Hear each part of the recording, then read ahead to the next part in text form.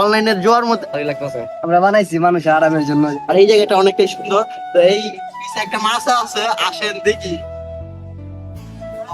এটা যেন বসে রয়েছে ভাই, কিরকম লাগতেছে অনুভূতি? অনেক সুন্দর আসলে প্রত্যেক বাতাস গুলো আমরা আসলে পাই না এবং পাওয়ার চেষ্টা করি না। এত সুন্দর বাতাস, আর এখানে যে নির্মাণ করছে অত্যন্ত সুন্দর ভাবে নির্মাণ এলাকার করছে, যুবক সমাজ। কোনো মজবুত। তো বিষয় হচ্ছে এখানে যারা এলাকাবাসী যারা মানুষ আছে এরা এখানে আসলে বসে অনেক আরাম পাবে এবং যে প্রাকৃতিক বাতাস গুলো অনেক সুন্দর বাতাস। এখানে না আসলে আসলে বোঝা যেত না যে আল্লাহ তাআলা যে বাতাস পাবে আমাদের। আসসালামু আলাইকুম। বন্ধের পাশে এই জায়গাটা অপরূপ সুন্দর, আর এখানে হয়তো আপনারা আসতে পারবেন। এটা অবশ্যই সবাই আসতে পারবেন, বলতেছে এখানে আড্ডা দিতে পারবেন।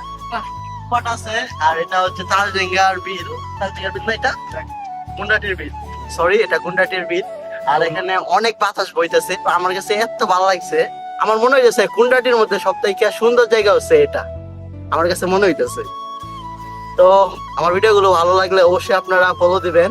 মাছের মধ্যে বসলে কিন্তু সামনের দৃশ্যটা অনেক সুন্দর দেখা যায়, পিছারি পার থেকে আরো বেশি সুন্দর দেখা যায়। আর আশেপাশের দৃশ্যটা তো অপরূপ সুন্দর। আমার পিছনের দৃশ্যটা অসাধারণ সুন্দর, শুধু পিছনের ব্যাকগ্রাউন্ডের দৃশ্যটা দেখেন। তো ভাই আপনার কাছে কিরকম লাগতেছে? আলহামদুলিল্লাহ ভালোই লাগতেছে। তো একটু এদিকে আসে, আরেকজন আছে বডি বিল্ডার। কিরকম লাগতেছে এখানে বসার? তোমরার মাছের মধ্যে তোমরা বসছো কিরকম? আমরা বানাইছি মানুষের আরামের জন্য, যেন মানুষ এনে গরমের মধ্যে বসে যেন একটু আরাম করতে পারে। খুব ভালো লাগতেছে বাতাস। তো শুনতে তো পারছেন, ওদের কাছ থেকে অনুভূতি গুলা জানছি। আমি আসার পর আমার কাছে খুবই ভালো লাগতেছে। তো এরকম মাছ আপনারা প্রত্যেকটা এলাকার মধ্যে বানানোর চেষ্টা করবেন, তাহলে আপনারা অবশ্যই আড্ডা দিতে পারবেন।